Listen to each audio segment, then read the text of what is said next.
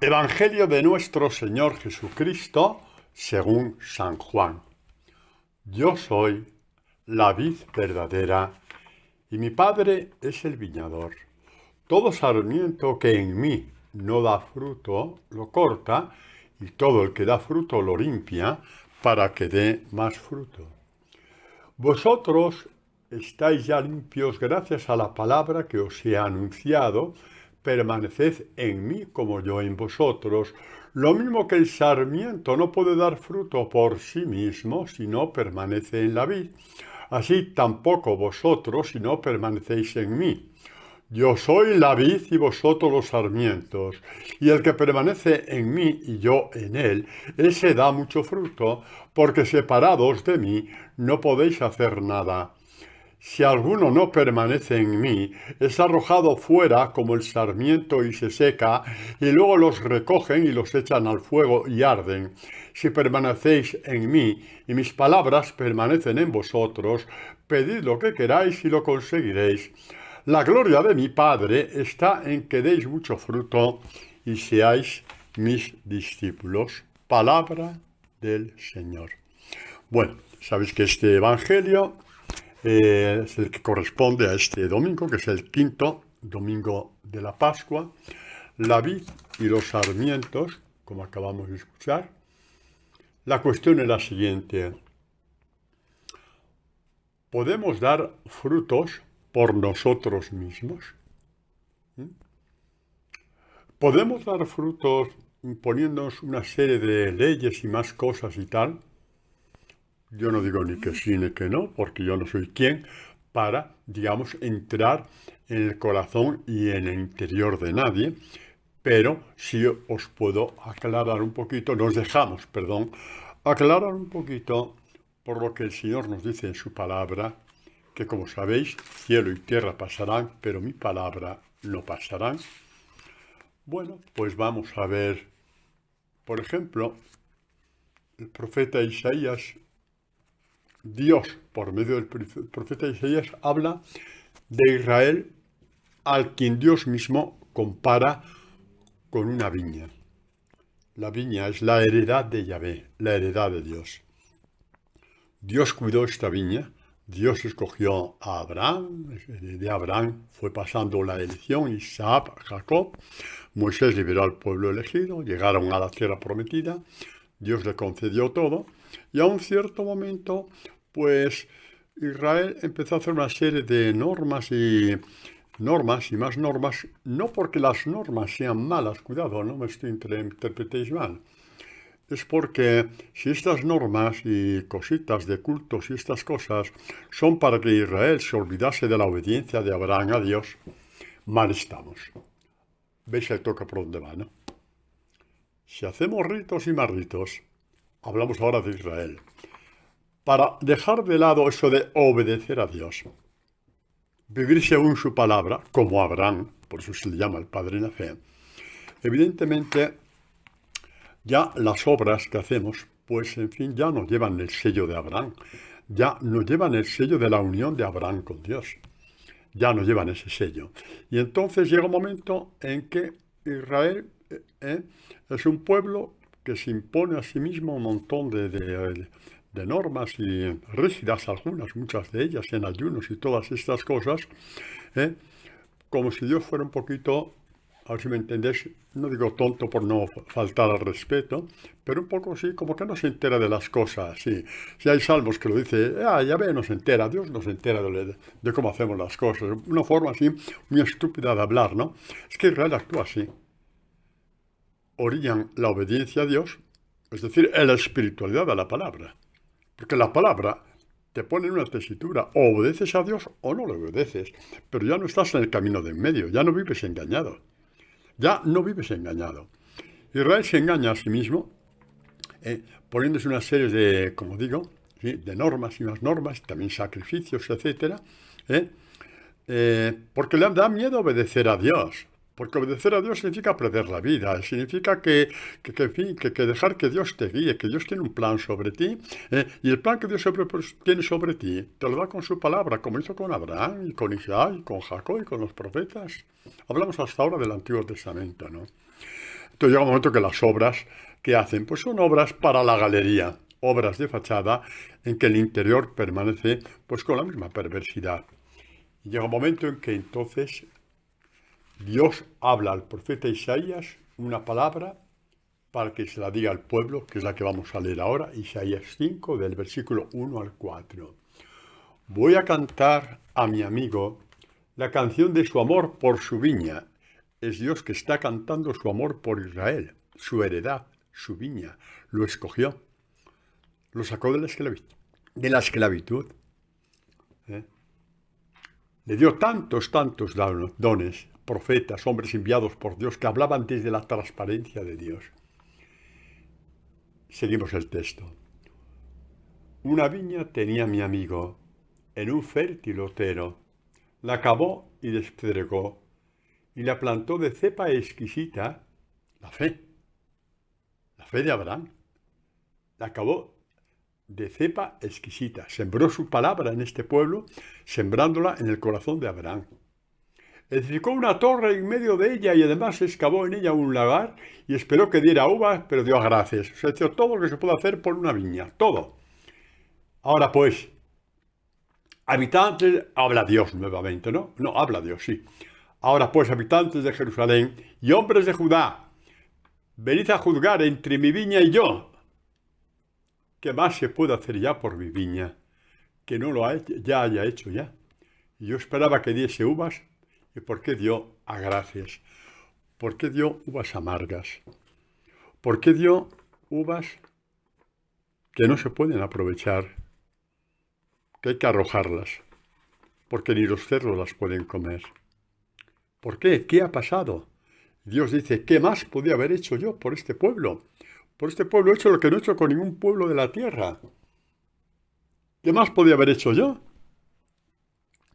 Y como somos tan justicieros, pues nos viene el pensamiento, a lo mejor ahora ya no tanto, pero sí nos ha venido tiempos atrás, pero ¿cómo Israel no pudo comprender? ¿Pero cómo es posible que Israel no pudiera comprender? ¿Pero cómo es posible? ¿Cómo es posible? Pues por la misma razón que tú tampoco has comprendido el Evangelio y por eso, si un día no quieres perdonarnos, perdonas porque tienes razón. Y al tener razón, desautorizas a Jesús y su Evangelio. Esto no lo digo para meterse el dedo en el ojo, es para decir que Israel somos todos. Y sin embargo, Dios deja una puerta abierta. ¿Qué más podría hacer Dios por este pueblo? ¿Qué más podría hacer Dios por ti? Por mí. ¿Qué más podría hacer? ¿Qué más? Pues lo más que puedo hacer es que vayas entrando poco a poco en el Evangelio hasta que tú descubras que la vida que tú buscas está en el Evangelio. La plenitud que tú buscas está en el Evangelio. Tu éxito existencial como hombre, como mujer, está en el Evangelio para ti. Es como una gran bandeja de los dones de Dios para que tú crezcas como discípulo del Señor. ¿Qué más podía hacer a ti? Darte el Evangelio. ¿Al precio de qué? Al precio de la encarnación y muerte de su Hijo. Que solamente en la resurrección los discípulos creyeron en él. Hasta entonces habían visto ¿cuántos milagros? En el Evangelio no sé cuántos vienen, vendrán 100. Pero como dice San Juan al final, son muchísimos más que no caben en un libro. Y sin embargo, hasta que vieron a Jesús resucitado, ninguno de ellos se convirtió. Porque es este pozo de querer inconscientemente jugársela a Dios. Tú me das tu palabra para que obedezca. A ver, Señor, yo te doy la mía. Voy a hacer eso y voy a hacer lo otro y voy a hacer de aquí, voy a hacer de allá y voy. Y Dios te dice, espera, ¿dónde vas? ¿A ti quién te ha pedido que hagas eso? Primero entra en mí. Después veremos juntos lo que Dios quiere que hagas. Te enseñaré a rezar como es debido, a hablar conmigo, a estar en mi presencia cuando reces. Y entonces te darás cuenta del camino que has de seguir. Bueno, ¿entendéis, no? ¡Ay, qué inteligente es el demonio! Vaya que es inteligente. Vaya que es inteligente. No os asustéis, pero por ejemplo los fariseos ayunaban mucho más que Jesús. No digamos ya que los apóstoles. ayunaba mucho más. Lo leemos en el Evangelio, no es una idea mía. ¿Eh? Acordaos aquel fariseo que rezó en el templo. Ayuno 2 veces por semana. Jolines. Y nosotros 2 veces al año ya nos pesa. Miércoles de ceniza y Viernes Santo. ¿Por qué os digo esto? Porque no le sirvió para nada. Porque sus ayunos le elevaron tanto en su soberbia que se permitió condenar al publicano que tenía detrás. No soy como ese publicano. Ay, Dios mío. Ese ya pertenecía a la esfera de la Santísima Trinidad. Al decir, no soy como el publicano. A estas barbaridades llegamos, caemos y nos enredamos cuando el Evangelio no es nuestro vestido, nuestro manto, nuestro espíritu, nuestra gloria, nuestra alegría, incluso nuestra perfección. Para que no lo sepan, la palabra perfección, Cristo lo dice, ¿no? Sermón de la montaña, sed perfectos como vuestro Padre es perfecto. La palabra perfección no significa lo mismo para el lenguaje de Israel que en nuestro lenguaje aquí en España o en Europa, o el lenguaje, digamos, occidental, en nuestra cultura latina, que pasó a América tal cual. Para nuestra cultura latina y mentalidad occidental, y eso ha hecho mucho daño en la vida espiritual, perfecto es el intachable, el que no tiene ninguna mancha. Bueno, muy bien, este es nuestro lenguaje ya antes de la encarnación de Jesucristo. Para el lenguaje de Israel, que es el lenguaje que Dios le ha enseñado, el perfecto es el que está en el camino recto. Por eso Jesucristo, yo soy el camino, veis conmigo. Te caerás 1000 veces, pero estás en el camino. Y ese camino te lleva al Padre, ese camino te lleva a la santidad. Este camino sí te lleva, digamos, a la obediencia a Dios. Y te lleva a la obediencia a Dios cuando a lo largo del camino Dios te va dando pruebas que cuando le obedeces te sale todo bien. Creces y creces y creces y eres más persona. Y tienes más alegría interior y más presencia de Dios. Te das cuenta y entonces das esos pasos desde este soporte de Dios que te dice yo estoy contigo, te saldrá bien, no te arrepentirás, venga, vamos, adelante, perdona a aquel, vete y pídele perdón, vete, hazlo, no te preocupes, voy a perder dignidad. Delante de mí, dice Dios, no pierdes dignidad, todo lo contrario, creces muchísimo en dignidad delante de mí. Y aunque pierdes dignidad, nunca perderás tanta dignidad como la perdió mi hijo, a quien tú dices que amas y no quieres perder dignidad. ¿Ves cómo la palabra nos pone la verdad? ¿Os das cuenta que la palabra no te pone escapatoria en el sentido de que no te permite vivir en la mentira? ¿No te das cuenta? Es lo que pretendo deciros. Pretendo deciros con libertad, con alegría, con esperanza. Dios no se equivoca cuando dice que tiene una dignidad para ti, una gloria para ti. Y cuando las voces interiores mundanas que te dicen no porque voy a perder dignidad y en mi casa me enseñaron, bueno, pues escoge quién quieres que te enseñe. ¿Tu casa? ¿Tus amigos? ¿El ambiente que te rodea? ¿O prefieres que te enseñe Dios? Pero te lo repito, que si te retraes porque pierdes dignidad, yo no soy quien para juzgarte, pero sí para decirte que nunca perderás tanta dignidad como la que perdió Jesucristo. Repito, a quien dices que amas, pero no quieres seguir esos pasos. Y como dice San Pablo, Dios lo levantó a lo más alto de todo. Le dio el nombre sobre todo nombre. El Señor. Esta es nuestra fe. Esta es nuestra fe, es algo sobrenatural. Y es sobrenatural, pero Dios la quiere sembrar en tu corazón. Bueno, pues este Israel, con tantos ayunos y oraciones, 5 veces al día, se dice pronto, ay Dios mío. Yo creo que tenía que estar con el despertador en la oreja continuamente para ver que les tocaba rezar. Bueno, para dar frutos amargos, tanto esfuerzo para dar frutos amargos. ¿Tanto esfuerzo para enfadarte por una noñería? ¿Tanto esfuerzo para no dejar pasar las cosas y que ¿me entendéis un poco por dónde voy, no?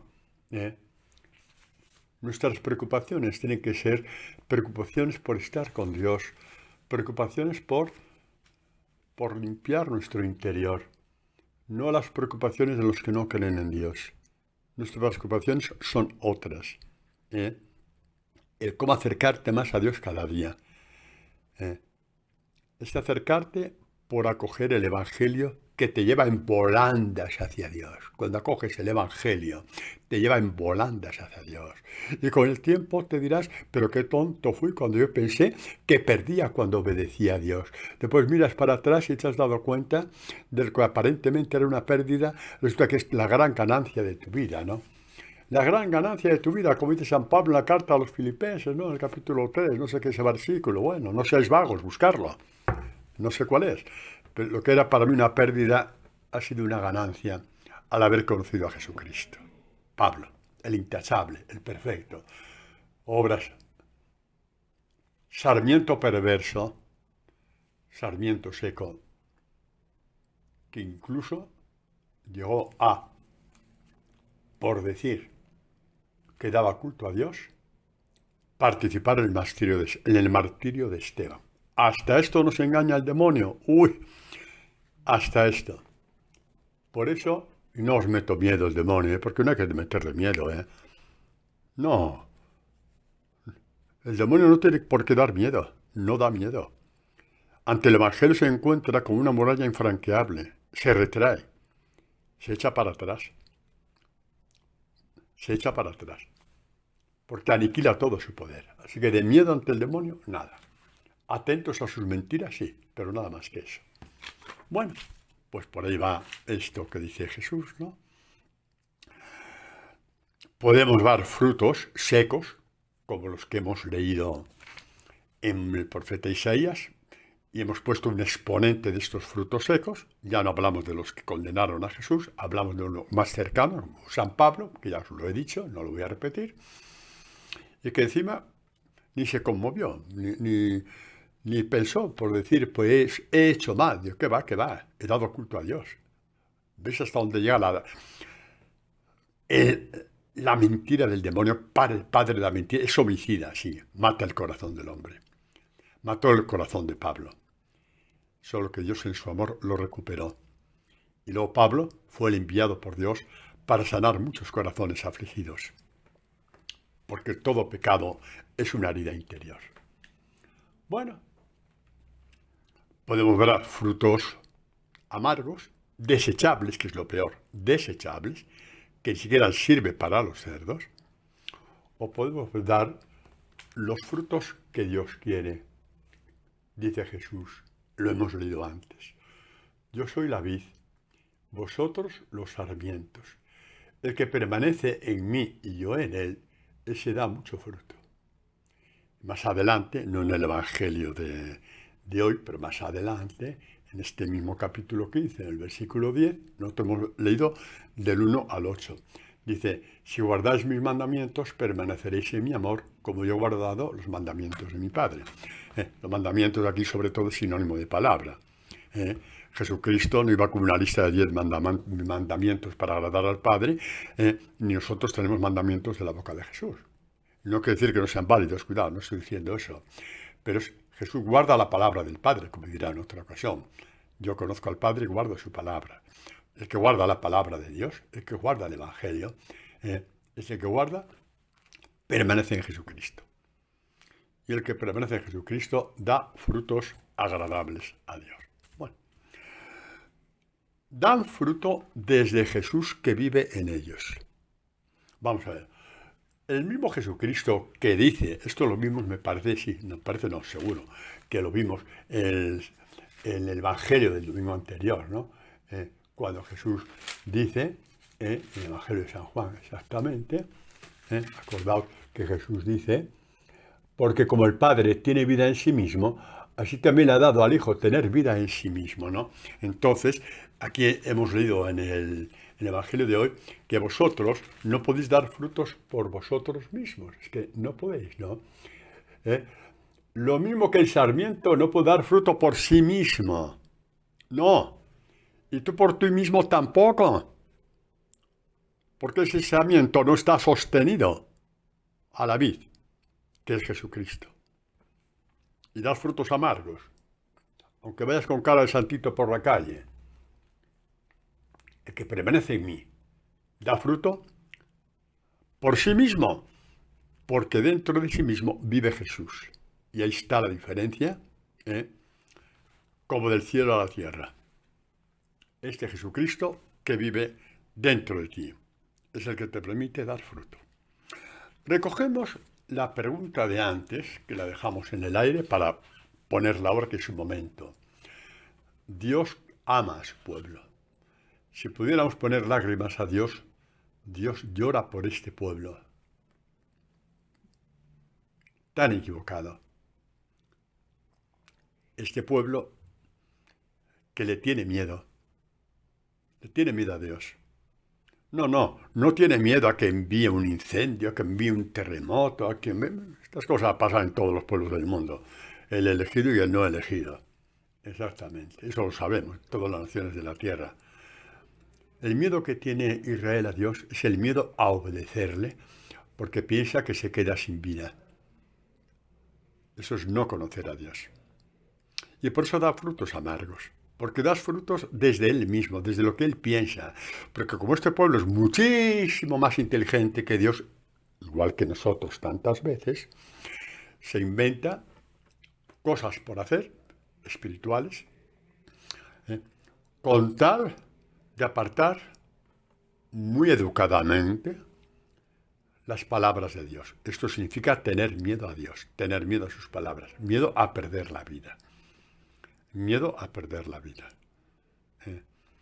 Y entonces, pues, mete generosidades una tras de otra. Vamos a hacer más esto, más del otro, multiplicamos, que Dios no te pide eso. Lo que Dios te quiere pedir en ese punto te lo dirá más tarde.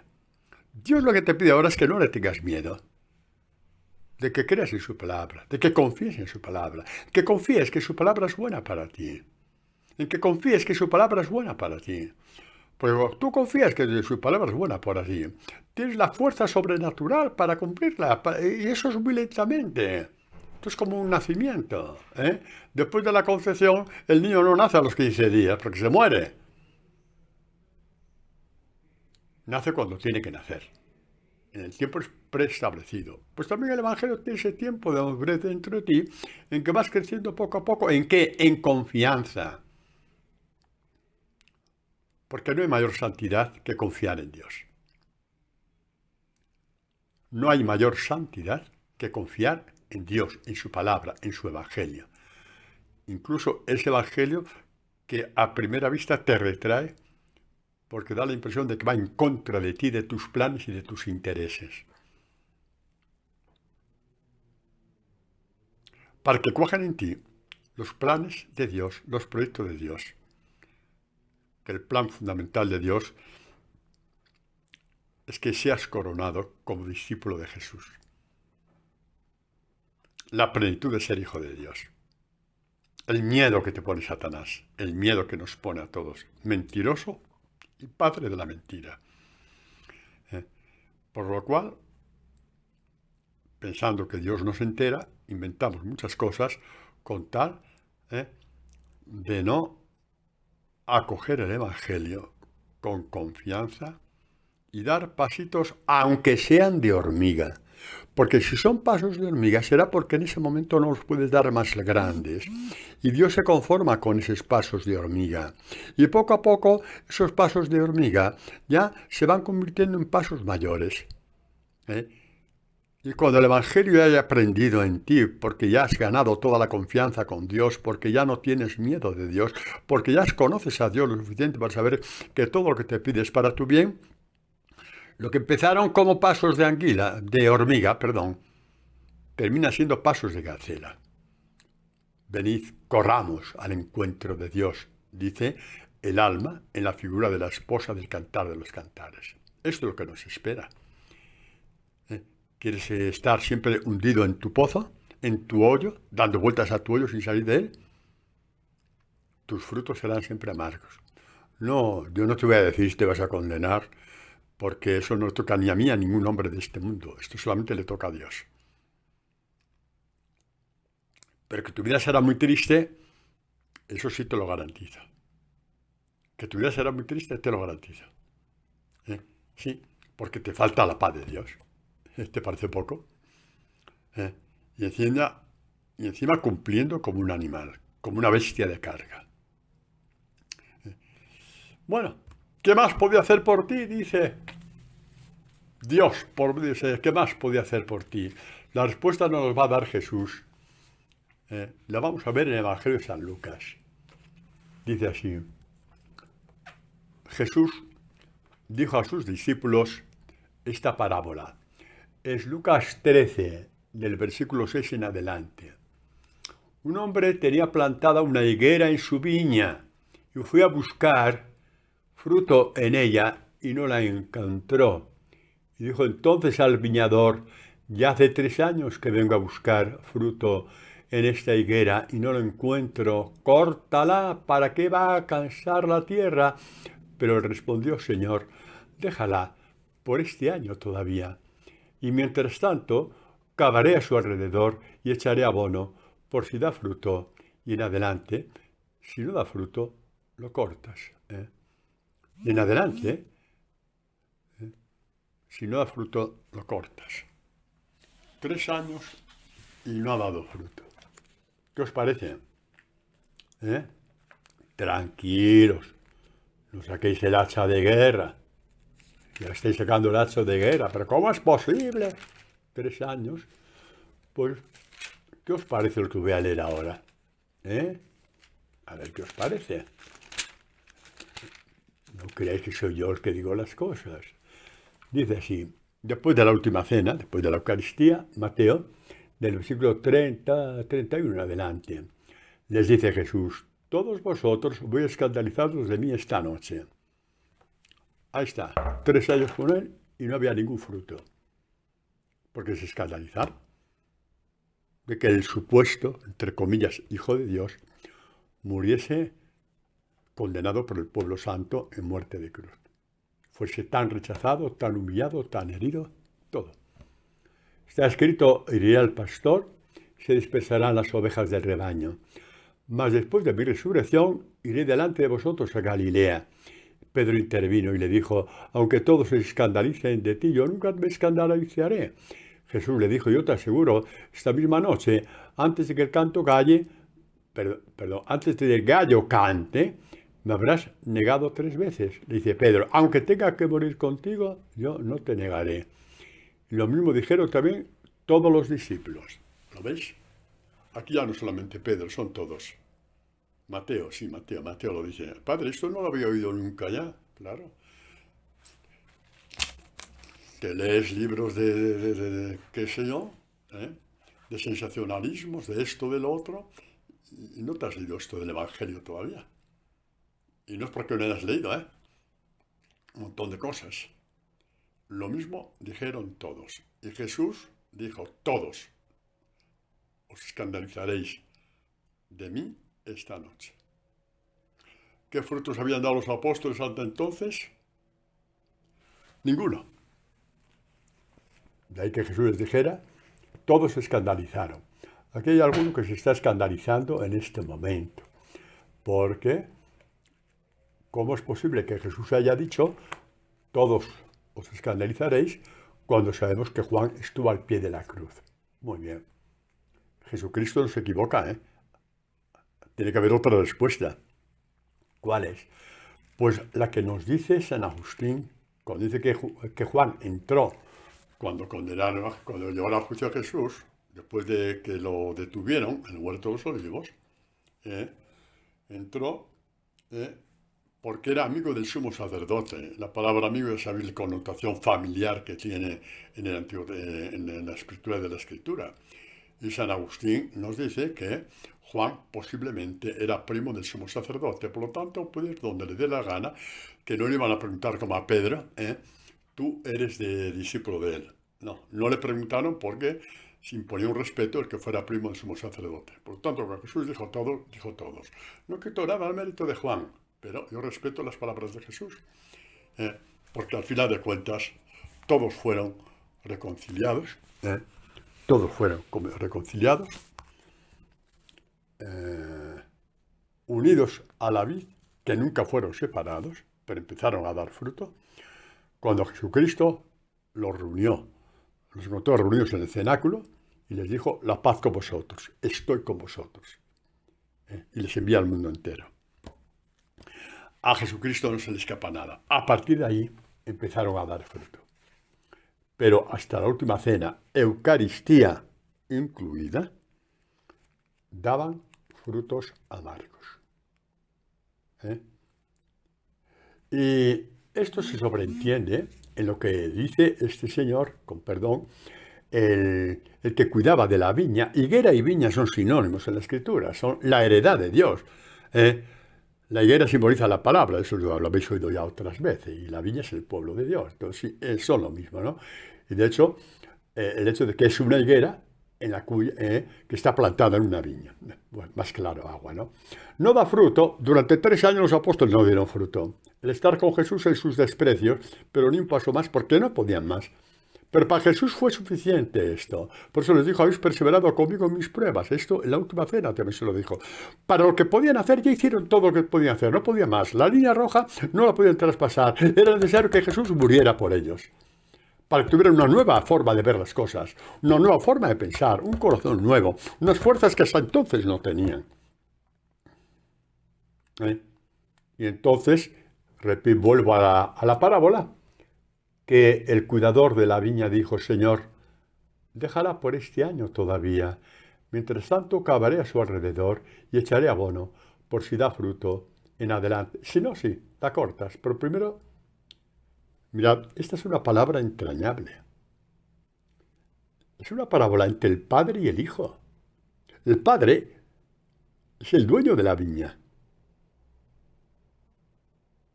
Y el que cuida la viña, es Jesucristo. Es como que el Padre dice a Jesús, estos 12 tipos que estás escogidos, me cachi la mar salada, uno más tonto que el otro. Y Jesús le podía haber dicho, ¿y dónde quieres que escoja? Si son todos iguales. ¿Qué hacemos? ¿Qué hacemos? ¿Para qué me has enviado? Le dice Jesús al Padre. Se hace un poquito de, sí, pero es así. Pero el fondo, el trasfondo, la verdad está allí. ¿Qué hacemos? Dice Jesús al Padre. Si no hay por dónde cogerlos. Ni aquí, ni en la flor y nata de Jerusalén. La línea roja no la puede atravesar nadie. En Jerusalén puede encontrar gente más beata, más comprometida, más esforzada, más rezadora, más ayudadora. Sí. Pero en la línea roja no la van a pasar. Porque para que cruce la línea roja, yo tengo que cavar alrededor de la viña y echar el abono. Y entonces sí, si no dan fruto ya lo cortas porque es improductivo. Y Jesucristo se dejó cavar en Israel, en el sepulcro, y le echó el abono. Llenó a Israel. El ejemplo, el paralelismo, quizá os va un poco así, con todos los respetos del mundo. Es la gracia de Dios. Lo que es el abono para la tierra es la gracia de Dios para tu alma. Es el Espíritu. Tened en cuenta cómo comenta Juan la muerte de Jesús, que es muy importante, porque la muerte de Jesús, ay, perdonad, que me estoy atragantando, os leo el final de la pasión. Dice, había allí una vasija llena de vinagre, sujetaron a una rama de hisopo, una esponja empapada en vinagre, se acercaron a la boca y cuando tomó Jesús el vinagre dijo, todo está cumplido. E inclinando la cabeza, entregó el Espíritu. Este último versículo es un versículo de oro, si pudiéramos hablar así, ¿no? Todo está cumplido.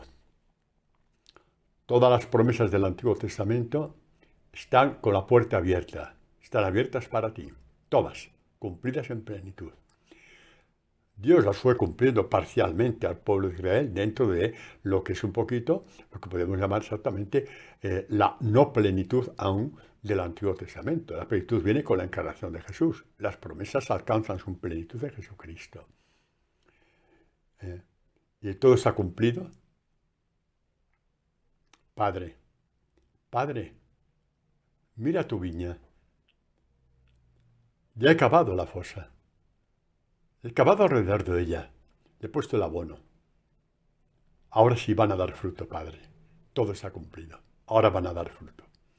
Habrá quien se lo crea. Eso ya, Padre, eso ya el hombre tendrá que decidir. Pero ya he cavado alrededor de ella para que dé fruto. Le he echado el abono. Tendrán la fuerza natural para obedecer. Tendrán la sabiduría sobrenatural para obedecer. Tendrán tu espíritu. Y por eso, volvemos al versículo. Es precioso, ¿verdad? ¿Verdad que sí? Lo tienes en tu Biblia. No te habías enterado, ¿no? Está en tu Biblia. Léelo. Sí, léelo. Juan 19, 30. Exactamente. Bueno, os he leído 28:30. Dice, todo está cumplido. E inclinando la cabeza, entregó el Espíritu. Vamos a ver. Esto es precioso. Entregó el Espíritu. Dicen los santos padres de la Iglesia que al morir Jesús, al decir todo está cumplido, el Espíritu Santo llenó toda la tierra. Padre, y el Pentecostés, vamos a ver, tenemos que saber contar como cuenta la espiritualidad bíblica, no como contamos nosotros, ¿vale? Es lógico que después de la muerte de Jesús, después de la muerte de Jesús, haya un tiempo de maduración, un tiempo, digamos, de espera para fortalecerles. Y en ese tiempo, digamos, llega la fiesta litúrgica del Pentecostés, donde visiblemente para todo el mundo se vio lo que significaba que Jesús entregó el Espíritu al morir, pero que lo viera todo el mundo, porque fue como el toque de salida para que la Iglesia empezara a cumplir su misión. Sí, Padre, entonces, ¿qué hizo el Espíritu hasta durante esos 50 días? Retener a los apóstoles en oración ante el cenáculo, ¿os parece poco? Podía haber sido cada uno por... cada uno, ¿no? Por ahí. Debería, ¿no? Para salvar la vida, porque eran mal vistos por todos. Es cierto que había habido las apariciones de Jesús, etc. Pero eso había creado un conflicto mayor.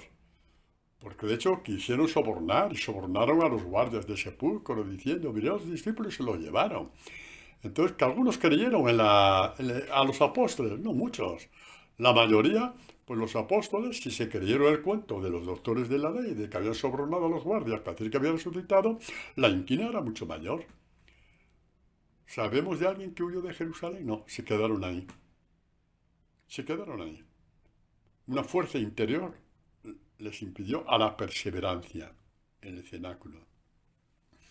Hasta que aconteció el día de Pentecostés. Por lo tanto, no hay ninguna oposición entre Jesús, que entregó el Espíritu al decir todo está cumplido, ya he cavado la zanja alrededor, ya se va a llenar de agua viva, se va a llenar del Espíritu Santo, de la gracia, para poder ser fiel, para poder ser discípulo, para levantarte cuando caes. ¿Qué te crees? Que la fuerza de Dios te hace impecable, ¿no? Pero no. Te hace levantarte con más amor todavía por lo que has perdido. Cuando no eres discípulo del Señor y caes, no le das importancia. ¿Por qué? Porque no crees que hayas perdido nada. Porque como estás ciego y sordo a las cosas de Dios, te da igual, una más. ¿Qué más da? Una más.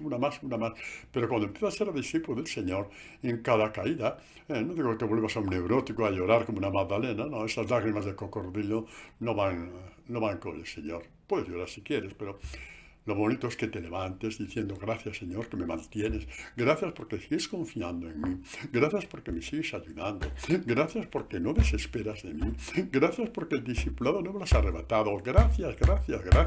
Y esta oración de alabanza, de acción de gracias, vale más que todos los cuentos pachurros que hay por ahí. Padre, ¿qué significa pachurros? Pues mira, si buscáis el diccionario y lo encontráis, os doy un premio, porque yo no sé lo que significa, porque es una palabra que se me acaba de ocurrir ahora. Así que entrará en el lenguaje, digamos, del diccionario español de aquí a 40 años, cuando todo el mundo empieza a decir pachurro. Pero bueno, seguimos la catequesis. ¿Vale? Seguimos la catequesis. Ya puedes ser mi discípulo. Ya te has dado cuenta que he muerto por ti. He cavado una fosa. alrededor de ti. He muerto por ti, para llenarte de la gracia que a mí me permitió ser fiel al Padre, incluso en el huerto de los olivos, que casi me desmayo del dolor, de las humillaciones que iban a venir sobre mí. Este es nuestro Dios. Este es Jesucristo. Este es nuestro buen pastor. Este es, mis queridos, nuestro buen pastor. La vida dentro de ti mismo y darás fruto. Jesús dentro de ti, como dice San Pablo, ya no soy yo quien vivo, es Cristo el que vive en mí. Y darás fruto. La vida dentro de ti, ya no soy yo que vivo, es Cristo el que vive en mí. Vamos a ver, sin salir del tema, el diálogo entre Jesús y la samaritana. No pierdo mucho tiempo en explicarlo. Capítulo 4 de Juan, además todo lo conocéis, ¿no? Le dice Jesús a esta mujer cansada con el cántaro, todo el día cántaro para arriba, cántaro para abajo, con un agua llena de mosquitos y todas esas cosas y tal. Le dice, si conocieras el don de Dios, ¿y quién es el que te dice, dame de beber? Tú le habrías pedido a él y él te habría dado agua viva. Le dice la mujer, Señor, no tienes con qué sacarla y el pozo es profundo. ¿De dónde pues tienes esa agua viva? Es que eres tú más que nuestro padre Jacob, que nos dio este pozo, y de él bebieron él y sus hijos y sus ganados. Jesús le respondió, todo el que beba de esta agua volverá a tener sed, pero el que beba del agua que yo le dé no tendrá sed jamás, sino que el agua que yo le dé se convertirá en él en fuente de agua que brota para la vida eterna. El agua que yo le dé se convertirá en él, dentro de ti mismo. Este agua que riega la viña, esta agua que llega hasta el sarmiento. Y al llegar hasta el sarmiento, la naturaleza de la vid pasa a la naturaleza de sarmiento. Es el cordón umbilical. ¿Os gusta, verdad? Pues no invento nada, está todo ahí, queridos. La infinita belleza del Evangelio. El que ama el Evangelio poco a poco ve cómo va brotando de él esa infinita belleza que colorea tu alma, que la llena de fiesta. Aunque estés postrada en cama 2 años seguidos porque no te puedes levantar, por la razón que sea, o porque has tenido un accidente de moto, o por la razón que sea, repito, aunque tu vida esté llena de desprecios, el agua viva dentro de ti te llena de Dios, de su alegría y de su presencia. Así es. El agua que yo le dé se convertirá dentro de él. Dentro de él. Dentro de él. Con esa agua tú darás el fruto que Dios quiere. Repito, yo soy la vid verdadera. Mi Padre es el viñador. Vid verdadera porque doy los frutos verdaderos. No son frutos amargos. No son frutos, digamos, impuestos. No son frutos agraces. No son frutos que hay que cortar y arrojar fuera, porque no sirven para nada ni para nadie. Yo soy la vid verdadera. Porque hay un cordón umbilical entre yo, que soy la vid, y tú el sarmiento. Y por ahí va este agua viva, que hace que este sarmiento inservible hasta ahora dé el fruto que Dios quiere. El fruto del discipulado. Después cada discípulo encuentra las puertas que Dios le abre. A unos les llama a la misión, a otros les llama a cuidar enfermos, a otros les lleva a comedores infantiles, de pobres, a otros les llama a trabajar en la parroquia todo lo que puede, privándose a lo mejor de ir al cine, que le gustaría ir con sus amigos al cine el fin de semana. A trabajar por Dios. ¿Por qué? Porque mira, el trabajo por Dios le gusta, ¿sabes por qué? Porque Dios no necesita tu trabajo para Él. Él tiene todo. ¿Y por qué le gusta entonces? Porque es un trabajo por los hombres, para que los hombres conozcan a Dios, para que todo hombre conozca que hay un Dios que se ha hecho hombre y que ha acabado alrededor de él para que dé fruto, para que tenga un corazón en plenitud, para que tenga un corazón en fiesta. Este es el trabajo que le agrada a Dios, tener su propia agua de vida dentro de ti, como la vid está dentro del sarmiento porque su savia ha llegado hasta el sarmiento, su naturaleza. Y la naturaleza de Jesucristo, ¿cuál es? Hombre verdadero y Dios verdadero. ¿Y cuál es tu naturaleza? Hijo de los hombres e hijo de Dios. ¿Os dais cuenta de la bellísima semejanza e identidad que hay entre el sarmiento y la vid? Tenía que morir Dios para que esto fuera posible. Para desenmascarar la mentira del demonio. Que Dios no quiere que seas feliz y por eso te impone tantas cosas. Dios no es un guardián de un campo de concentración. Dios es Padre. Y da. Y los frutos que tú des es porque Dios te ha dado antes su espíritu. Si no, no darías frutos. Y por eso esos frutos que des no harán que te llenes de soberbia ante los demás como los fariseos. Como algunos beatos que yo conozco, no conozco mucho, pero algunos he conocido, que dan vómito porque solamente les falta poner un cartel en el pecho poniendo su nombre y lo que reza cada día y lo que ayuna cada semana. No lo ponen en un cartel, pero lo dicen. Se les escapa, sí, se les escapa. Necesidad de aplausos que tiene esta pobre gente. Necesidad de aplausos que tiene. Bueno, al grano que estamos hablando de Jesucristo. Lo digo por si nos sirve a todos, también a mí. Todo el que beba de esta agua, el que beba del agua viva del Evangelio, el manantial de aguas vivas que es la palabra, ya no tendrá que buscarla fuera, se va a convertir en un surtidor, en una fuente de él, dentro de él. Pero yo quiero incidir en un punto. Si conocieras el don de Dios, ay Padre, si todo el mundo conociera esto. ¿Y por qué crees que Jesús dijo, id por todo el mundo y anunciad el Evangelio? Porque el Evangelio lleva consigo este don. Si conocieras el don de Dios, si reconocieras el poder de Dios, que te da poder para ser discípulo, te da la gracia. La gracia es el poder de Dios, es la fuerza de Dios. Si lo conocieras. Pero ¿cómo vamos a conocer, dice San Pablo, si no son enviados, si no hay quien lo predique? No insisto más sobre este punto, pero ya todos sabemos lo que tenemos que hacer. Pero al decir Jesús, si conocieras el don de Dios, este grito recorre la historia. Hombres y mujeres famélicos, hombres buenos, entre comillas, buenos. Muchísimos de los que yo conozco rezan mucho más que yo, ayunan más que yo y se desviven más que yo. Pero se agotan. Porque a pesar de ser tan buenos, no saben para qué sirve el Evangelio. No saben qué es la gracia de Dios, qué es la fuerza de salvación de Dios, como le llama San Pablo. Romanos 1:16. No lo saben. Si conocieras el Evangelio, si conocieras el don de Dios, si lo conocieras. Nos toca a nosotros dar respuesta a esto. Si conociera la gente este don de Dios, algo nos toca a nosotros de esto.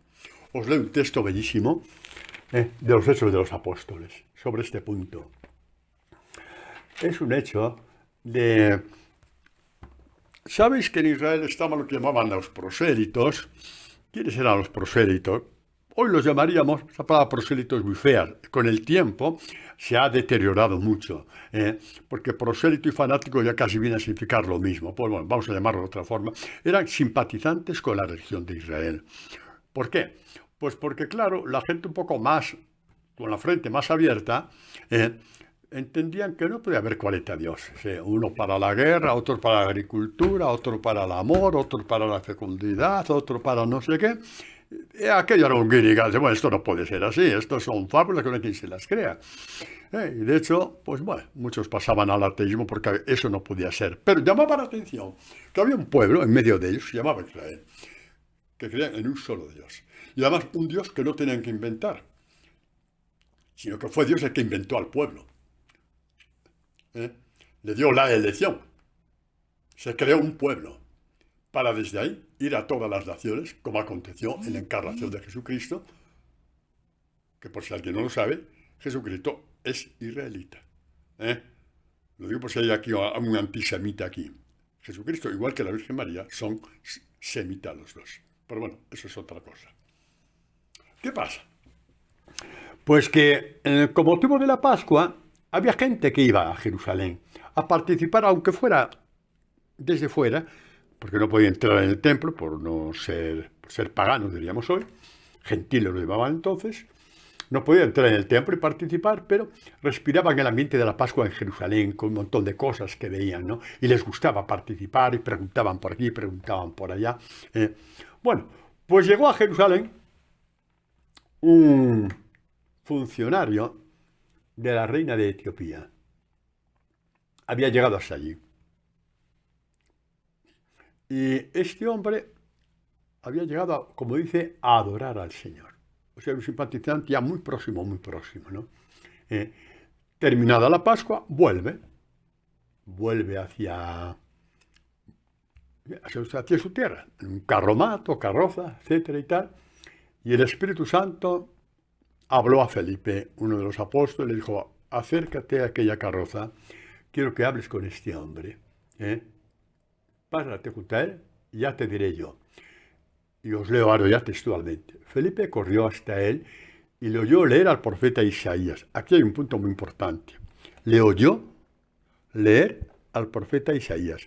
Sabéis que a muchos de vosotros que me conocéis personalmente o que me habéis llamado por teléfono, me habéis escrito por WhatsApp, me preguntáis cómo leer la Biblia, cómo rezar los salmos, sabéis, ¿no? Y os digo, hacedlo como lo hacía Jesucristo, como hacía el pueblo de Israel, en voz alta, oyéndose a sí mismo. Ese hombre había aprendido a leer la Biblia. Tú cuando lees la Biblia en tu casa la lees con la mente, ¿verdad? No, yo no digo que no, muy bien. Pero es que la palabra es la palabra. Y que tú te oigas a ti mismo, ver cómo se va deslizando dentro de ti. Es como invitarla a tomar parte de tu corazón. Y por eso este hombre leía el profeta Isaías, era un pergamino, lo leía en voz alta, oyéndose a sí mismo. Es interesante que lo dice aquí, ¿no? El Espíritu dijo a Felipe, acércate y ponte junto a ese carro. Felipe corrió hacia él y le oyó leer al profeta Isaías. Es precioso, ¿no? Hay la espiritualidad de la palabra. Hacedlo y veréis los avances que vais a dar. Iba a decir la perfección, sí, perfección en sentido de Dios, no en sentido latino. En ese camino pasito a pasito. Lo haréis con más fuerza, con vuestro buen pastor que es Jesucristo. Bueno, total, que Felipe le dice, ¿entiende lo que estás leyendo? Claro, un pagano leyendo la palabra. Y él contestó, ¿cómo lo puedo entender si nadie me hace de guía? Si conocieras el don de Dios.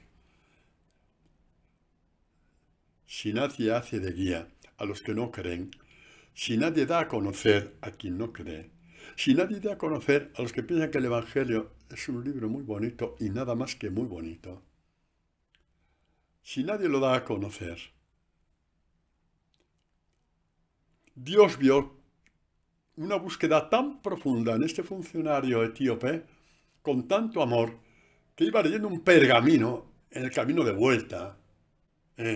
No iba en el AVE, que ahí te puedes beber, puedes leer y encima te ofrece el café y la comida y todo eso y una mesa para escribir. No, ahí en un carromato, con carretera llena de pedruscos. Iba leyendo al profeta Isaías y como que le afligía enormemente lo que leía porque nadie se lo daba a entender. Es la predicación, el dar a conocer, si conocieras el don de Dios.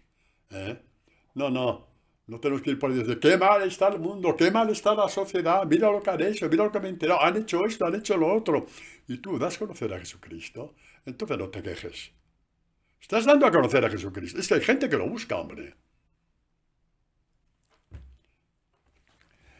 Y bueno, ¿qué leía Isaías? Perdón, ¿qué leía este funcionario? Estaba leyendo la profecía de Isaías acerca de la muerte de Jesús, de la ejecución de Jesús. Fue llevado como una oveja al matadero y como cordero mudo delante de que lo trasquila, así él no abría la boca. En su humillación le fue negada la justicia. ¿Quién podrá contar su descendencia?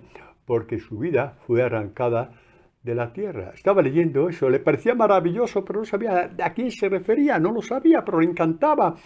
Casi que hasta lloraba por no poder penetrar el sentido de lo que estaba leyendo, porque ya estaba acogido por Dios, ¿no? Y le preguntó a Felipe, te ruego, mira, con qué humildad, te ruego, me digas ¿de quién dice esto el profeta? ¿De sí mismo o de otro? Y Felipe entonces, partiendo de este texto de la Escritura, la fe viene por la predicación, ¿lo veis? No hizo un milagro con la varita mágica, no hizo volar la carroza, como si fuera Mary Poppins, ¿no? En no sé qué película, ya no me acuerdo. Sí, Mary Poppins, exactamente. ¿De quién lo dice? De sí mismo. Felipe entonces, partiendo de este texto de la Escritura, le puso a anunciar la buena nueva de Jesús. Esto se dice de Jesús. Pasó todo eso por ti, cavó y ahondó con su muerte la fosa para que tú hoy puedas creer. Y entonces este hombre, lleno del amor de Dios, que ya yo le había demostrado haciendo ese viaje insufrible por adorar a Dios ida y vuelta, digo, ¿qué impide que seas bautizado? Y Felipe le bautizó. Le bautizó porque vio que estaba totalmente preparado para ser discípulo del Señor, con todo lo que había visto en él. Estaba preparado para ser discípulo del Señor, con todo lo que había visto en él. Y esto es una respuesta a la pregunta. Si conocieras el don de Dios. Este hombre suspiraba por conocer el don de Dios y saberlo. Y leía y no entendía y lloraba porque nadie le daba a entender. Entonces Dios se compadeció de él porque se compadece. Todos los buscadores terminan encontrando a Dios. ¿Por qué? Porque termina Dios encontrándose con ellos. Y llamó a Felipe y le partió la palabra. Como te ha pasado a ti muchas veces, que alguien de una forma o de otra te ha partido la palabra. En una homilía que fuiste en una iglesia, o en una reunión que fuiste en un día, en tu grupo, o en tu movimiento, o en un libro, te han partido la palabra y te cogieron, y te cogieron. Y cuando la palabra te coge, Dios ya no te suelta jamás. Dios ya no te suelta jamás.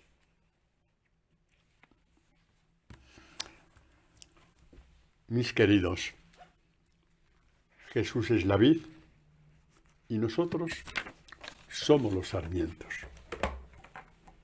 Si conociéramos el don de Dios. Y que damos fruto. Quedan 3 minutos, a ver si termino esto. Hay una profecía de Ezequiel que dice, me llevó a la entrada de la casa y aquí que debajo del umbral de la casa salía agua en dirección a oriente porque la fachada miraba hacia el oriente y el agua bajaba debajo del lado derecho de la casa. Una profecía bellísima, extraordinaria de Jesús, el templo de Dios. Con esa apertura en el costado derecho salió abundancia de agua y sangre, efusión del Espíritu Santo, que ahí donde llega esta agua y esta sangre, serán los frutos de Dios. Os lo leo, que dice, por donde quiera que pase el torrente, todo ser viviente que en él se mueva vivirá. Dice, a sus orillas vendrán los pescadores, los peces serán de la misma especie que los peces del mar grande, muy numerosos. Sus marismas y sus lagunas no serán saneadas, serán abandonadas a los que rechazan a Dios a pesar de todo. Eso ya ahí no entramos. A orilla del torrente, a una y otra margen, crecerán toda clase de árboles frutales, cuyo follaje no se marchitará y cuyos frutos no se agotarán. Producirán todos los meses frutos nuevos, porque esta agua viene del santuario, y sus frutos servirán de alimento y sus hojas de medicina. Estos somos los discípulos del Señor, regados a la fuente, a la orilla de estas aguas. Somos árboles de Dios, damos frutos para el mundo. Aunque nos odien, damos frutos para el mundo. Somos luz del mundo, somos sal del mundo. Somos los sarmientos con los cuales vivificamos el mundo. Estos somos nosotros. Perseguidos, no importa, pero que nos persigan porque tenemos la vida dentro. Y si no tienes la vida dentro, estarás siempre llorando y lamentándote. Pero si tienes la vida dentro, tampoco vas a buscar la persecución, pero es tan grande tu cercanía con Dios, que todas las humillaciones de los hombres no valen una sola de las visitas que Dios te hace y te las hace en su palabra. De su palabra brota esa belleza infinita que te transpone el alma, que vale más que todas las visiones y revelaciones del mundo. La vida dentro de ti, habíamos dicho antes, ¿no? Pues mira, terminamos esta evangelio, esta catequesis, con esta promesa del Señor que cierra con broche de oro. El último día de Juan 7, 37, 38, 39, bueno. El último día de la fiesta gritó Jesús, si alguno tiene sed, venga a mí y beba el que crea en mí. Como dice la Escritura, de su seno correrán ríos de agua viva. De su seno correrán ríos de agua viva. De su seno, de tu interior, de ti mismo, ríos de agua viva que te permiten ser sarmiento dulce, sarmiento agradable a Dios. Y esto lo decía refiriéndose al espíritu que iban a recibir los que creyeran en él. Porque aún no había espíritu. Y por eso había frutos agraces. El espíritu que había de recibir cavó una fosa en el Calvario, fue elevado en la cruz y entregó el espíritu. Llenó al mundo de su gracia y de su fuerza natural. Se llama su santo evangelio. Bienaventurado el que se abrace a él. Amén.